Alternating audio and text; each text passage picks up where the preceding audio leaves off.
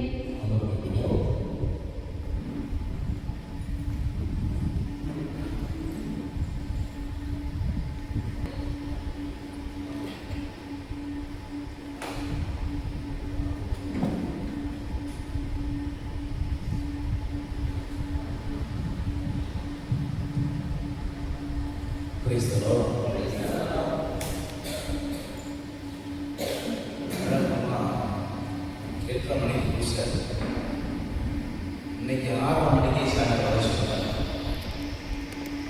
கூட போய் நேரம் தூங்கிடலாம், சீக்கிரமாக வர சொல்லுறாரு அப்படின்னு ஒரு சொல்லி நினைக்கலாம். இன்னும் வேற மாதிரி என்ன நினைக்கலாம் அப்படின்னா, நம்மளே 8:30 மணி 9 மணிக்கு போட்டுருக்காங்க, காலையில் கலாச்சாரம் முடிச்சு வந்துருக்காங்க அப்படின்னு நினைக்கலாம். புதிய சிந்தனை அது நமக்கும் தேவை. ஏதோ நாம் தூங்க சென்று விட்டால் காலையில் எழுந்து விடுகின்ற உத்தரவாதம் அல்ல. ஆனால் நாம் அதை ஒரு சகஜமான நிகழ்வாக எடுத்துக் கொள்கிறோம். அப்படி அல்ல. இந்த நாளிலே உங்களை ஆண்டவர் அழகாக அழைத்து வந்து அமர வைத்திருக்கிறார். ஏன் நற்கருணையின் முன்னால் அமர வைத்திருக்கிறார்? ஏன் இந்த 10 மணி நேர 10 மணி நேர ஆராதனை எனக்கு என்று நாம் கேட்கலாம். நான் இந்த விவிலிய பின்னணியில 40 நாள் என்பதன் கருத்தை சொல்லி இந்த நிகழ்வு எப்படிப்பட்ட நிகழ்வாக அமைய வேண்டும் என்பதை உங்களுக்கு ஒரு சில காரியங்களை சொல்லலாம் என்று நினைக்கிறேன். விவிலியத்திலே 40 நாட்களுக்கு முதலில் வருவது எந்த நிகழ்வு? நோவா. 40 பகலும் 40 இரவும் அங்கே மழை பெய்தது, வெள்ளம் வந்தது, எல்லா உயிரினங்களும் அழிந்து போனது. ஆனால் நோவாவும் குடும்பமும் நோவா எடுத்து வைத்த அந்த கூடாரத்தில் எடுத்து வைத்த உயிர்களும் காப்பாற்றப்பட்டது. ஏன் கடவுள் அழித்தார்? மனம் வந்து அழுகிறார். இந்த மனுவையில் மனிதனை படைத்ததை நினைத்து நான் அழுகிறேன் என்று சொன்னார். அதன் பிறகு என்ன வருகிறது? ஒரு புதிய மானுடத்தை, ஒரு புதிய உலகை, ஆண்டவர் வழியில் நடக்கக்கூடிய ஒரு உலகை நான் படைக்க வேண்டும் என்பதற்காக பழைய பாவ சிந்தனை உள்ள எல்லோரையும் அழைத்துவிட்டு இவர் வழியாக, ஏன் இவர் வழியாக?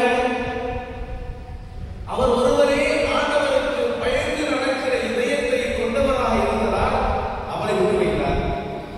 அவர் வழியாக உலகம் மீண்டுமாக பரவ தொடங்கியது. ஏன் இந்த 40 நாள்? ஏன் இந்த 40 நாள்?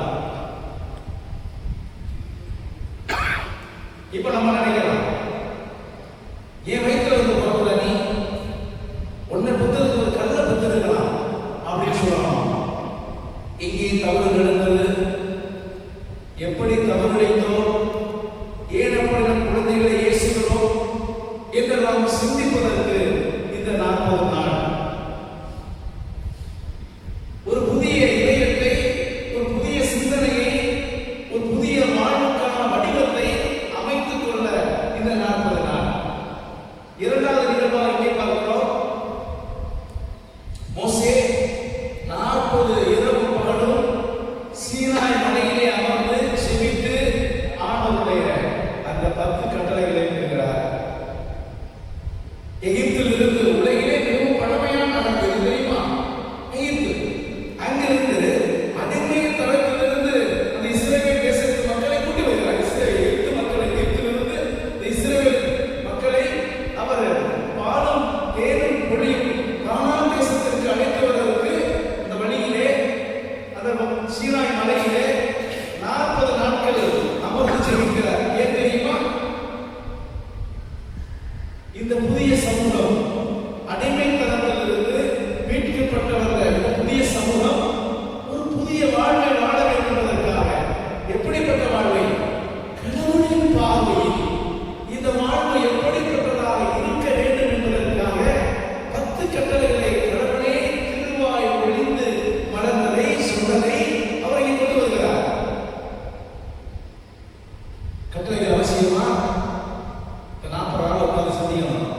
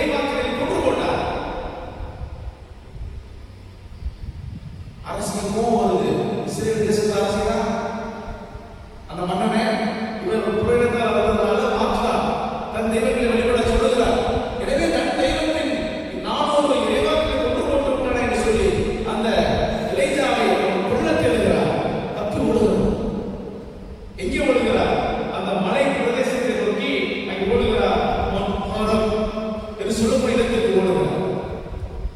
அங்கே அவர் ஆண்டவரின் பாதுகாப்பை உணர்கிறார், வழிநடத்துதலை உணர்கிறார். உண்மையான இறைவனுக்காக நாம் உழைக்கும் பொழுது உண்மையான இறைவனின் வார்த்தைகளை கடைபிடித்து மாற்றான் தெய்வத்திற்காக அந்த அணுகுமுறைகளை நாம் அன்றாட வாழ்வில் விட்டுவிட்டு ஓடும் பொழுது, ஆண்டவரை நோக்கி ஓடும் பொழுது, உங்களை போல ஆண்டவரை நோக்கி இந்த அதிகாலை வேளையில் வருகிற பொழுது அவர் பாதுகாப்பை கொடுக்கிறார். Praise the Lord, praise the Lord. அந்த ஆண்டவர் மிகப்பெரியவர். 40 நாட்களிலே அவருக்கு உணவளிக்கிறார்.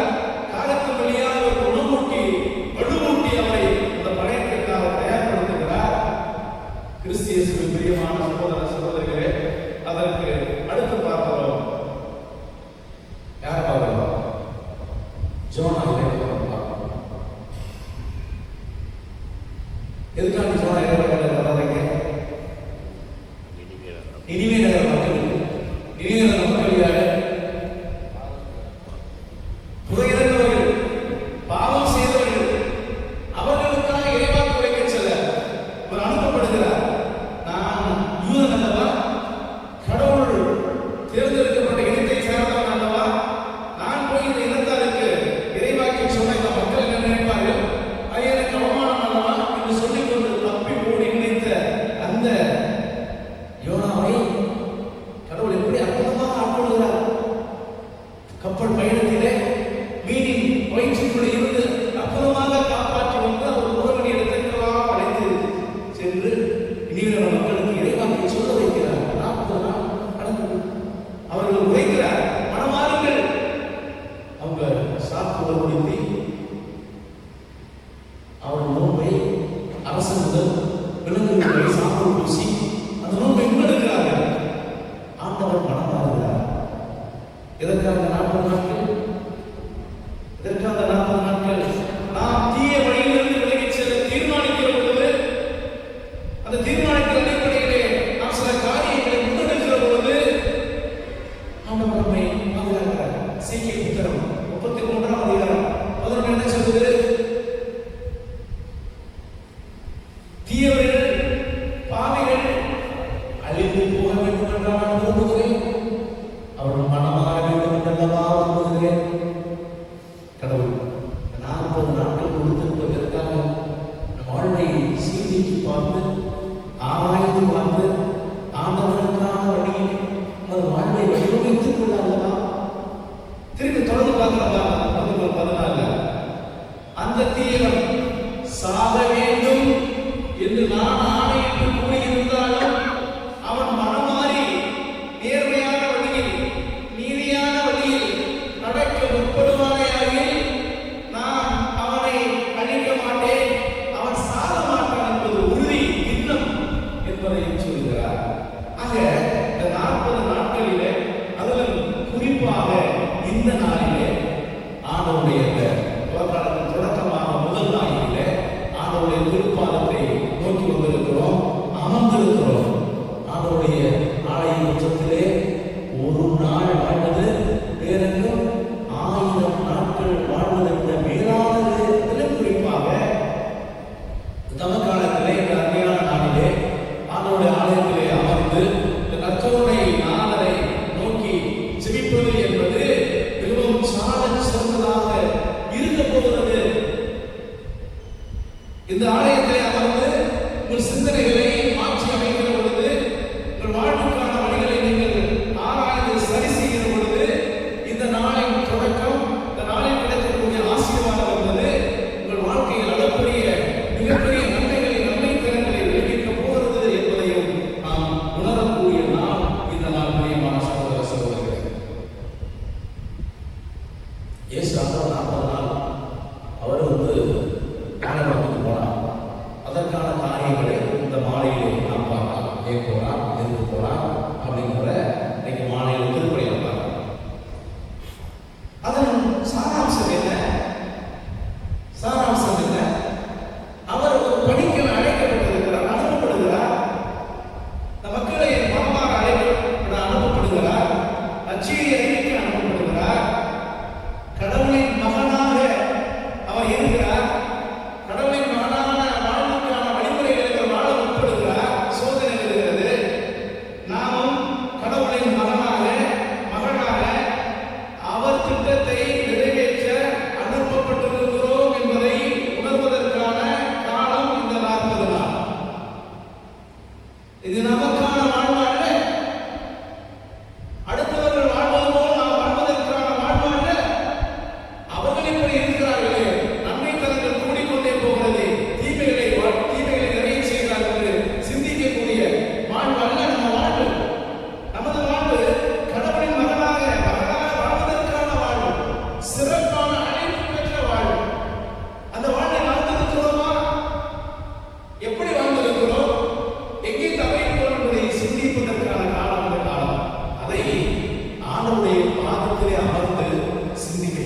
அருமையான ஒரு தருணம்.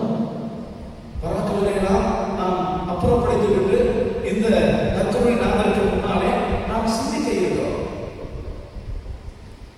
இந்த நாளிலே, இந்த 40 நாட்களிலே எதை சிந்திக்க இருக்கிறோம்? நமது பலத்தை அல்ல, நமது பலத்தை அல்ல, நமது பலவீனத்தை. என்னை விட்டு பிரிந்து உங்களால் ஒன்றும் செய்ய இயலாது என்று சொன்ன ஆண்டவருடைய சரணாகதிக்கு அந்த உணர்தலை பெறுவதற்கு இந்த காலம். எனவே எத்தனை முறை பாவம் செய்தோம் என்பதாக அவருக்கு தெரியும். எவ்வளவு பலவீனமானவர்கள், அனைவரும் வெளியே போன என்ன தப்பு தெரியும். ஆனால் எத்தனை முயற்சிகளை, எத்தனை முறை நாம் மேற்கொண்டோம் இந்த தொடர் பாவத்திலிருந்து விடுபடுவதற்கு என்பதை தான் கடவுள் ஆசீர்வாதமான காரியமாக பார்க்க இருக்கிறார். எனவே நாம் எடுத்திருக்கக்கூடிய ஒரு முயற்சி, அதிகார முயற்சி, ஆசீர்வாதமான ஒரு காரியம் என்பதை நாம் புரிந்து கொள்ள வேண்டும். பிரியமான சகோதர சகோதரிகள், தாவீது எத்தனை ஆண்டுகள் இஸ்ரவேல் தேசத்தை ஆட்சி தெரியுமா? 40 ஆண்டுகளிலே 2 தலைநகரங்களை கொண்டார்கள். முதல் 7 ஆண்டுகள் ஒரு இடத்தை தலைநகரமாக கொண்டார்கள். எந்த இடம்? ஹெர்மோன்.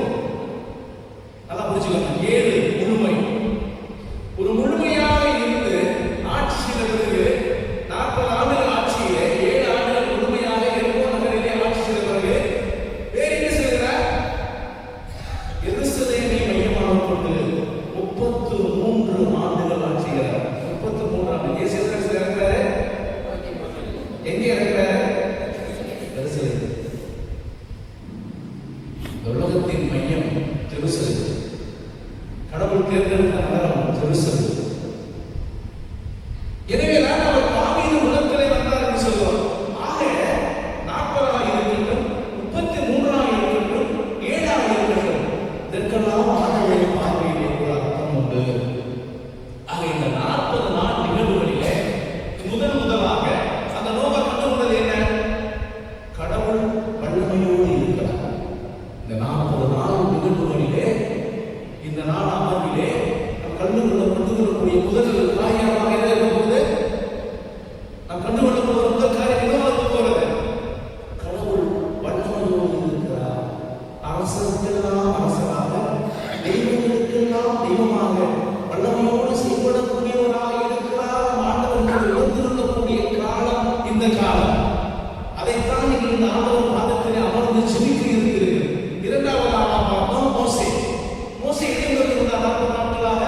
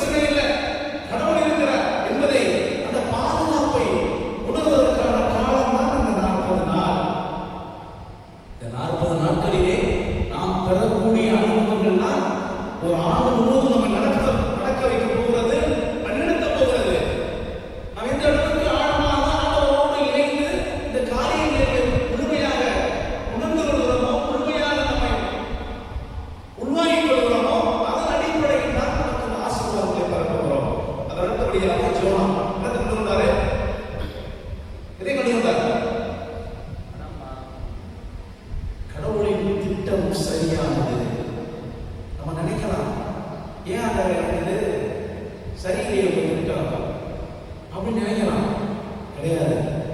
அவருடைய திட்டம் ஒவ்வொருவருக்குமாக தனித்தனிமையாக உள்ளது. எல்லாரும் ஒரே மாதிரி இல்லை. ஏதாவது ஒரே மாதிரி ஏதாச்சும் இருக்கீங்க பாருங்க, முகத்துல, குடியில, அழகுல, கையில ஏதாச்சும் ஒன்றா ஒன்றா இருக்காங்க. அவர் திட்டம் ஒவ்வொருவருக்குமானது, தனித்தனியானது, நன்மையானது. எனவே என் வாழ்வில் நடக்கக்கூடிய நிகழ்வுகளெல்லாம் கடவுள் போட்டு வைத்திருக்கிற திட்டம் சரியானது, நியாயமானது என்று உணர்வதற்காக இந்த 40 நாட்களை நமக்கு சிந்திக்க இருக்கிறோம். அதற்கான அருளையை, வடிவமைப்பை, ஞானத்தை பெறுவதற்காக இந்த நாள் தவக்காலத்தின் முதல் நாள் ஆண்டவருடைய பாதத்திலே அமர்ந்து கர்த்தருடைய நாமம் நாம் ஜெபிக்க இருக்கிறோம். கிறிஸ்து இயேசு பிரியமான சகோதர சகோதரிகள், எனவே இவரின் பார்வையை நாம் பெற வேண்டும். இவர் எதற்காக படைத்தார்? என்னை எதற்காக என்னை அழைத்தார்? எதற்காக பிறக்க வைத்தார்? எதற்காக திருவையிலே இருக்கிறேன்? இவர் நோக்கம் என்ன என்பதை உணர்ந்து கொள்வதற்கான நாட்கள் இந்த நாட்கள். கடைசியா இறுதியா ஒரு பிள்ளை போய் கடவுள்கிட்ட உரையிடுது, கடவுளை என்னை ஏன் அழகா படைக்கிற? 35 வயசாச்சு, எனக்கு கல்யாணம் ஆகல, ஒரு மாப்பிளை தேடி வர மாட்டேங்கிறாங்க, என்னை ஏன் அழகா படைக்கிற அப்படின்னு சொல்லி ஒரு நாளும் முறை காய்ச்சல். கடவுள் ஒரு நாள் தோண்டினான், அழகா சொல்ல மகளே நீ வா, என் கண்ணை தருகிறே, உன் கண்ணில் வைத்துக்கோ. என்ன நடக்கும்? எல்லாவற்றையும் அழகாக பார்த்தார். எந்த பேதமும் இல்லை, எந்த வித்தியாசமும் இல்லை.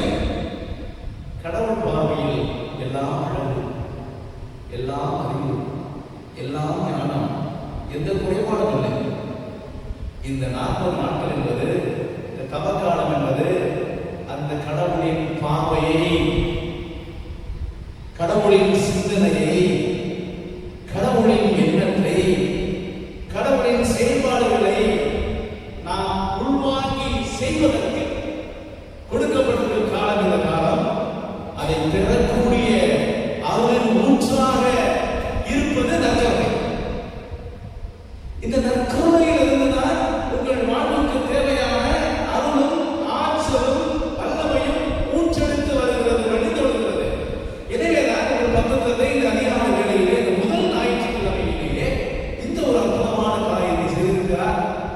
ஆண்டவர் கொடுத்த ஞானத்தின் விளைவு என்பதை நாம் முதன்மையாக பார்த்து இந்த நாளை அர்த்தம் உள்ள வகையிலே ஆண்டவருடைய பாதத்திலே நாம் ஜெபிப்பதற்கு அவர் அருள் தர வேண்டும், ஞானம் தர வேண்டும், புதிய பார்வையை, புதிய சிந்தனை நமக்கு தர வேண்டும், அருள்பாலித்து நம்ம நிகழ்த்த வேண்டும் என்று சொல்லி இந்த நாளிலே 40 நாட்கள் நாம் தியானிக்கக்கூடிய நாட்களிலே இந்த வாழ்வுக்கு தேவையான, தொடர்ந்து நம்ம வாழ்வுக்கு தேவையான மாற்றங்களை, முன்னேற்றங்களை, நிறைந்த அருளை அவர் தர வேண்டும் என்று சொல்லி இந்த நாளிலே ஜெபிப்போம். இறைவன் நம்மை நிறைவாக ஆசீர்வதிப்பார். மரணம்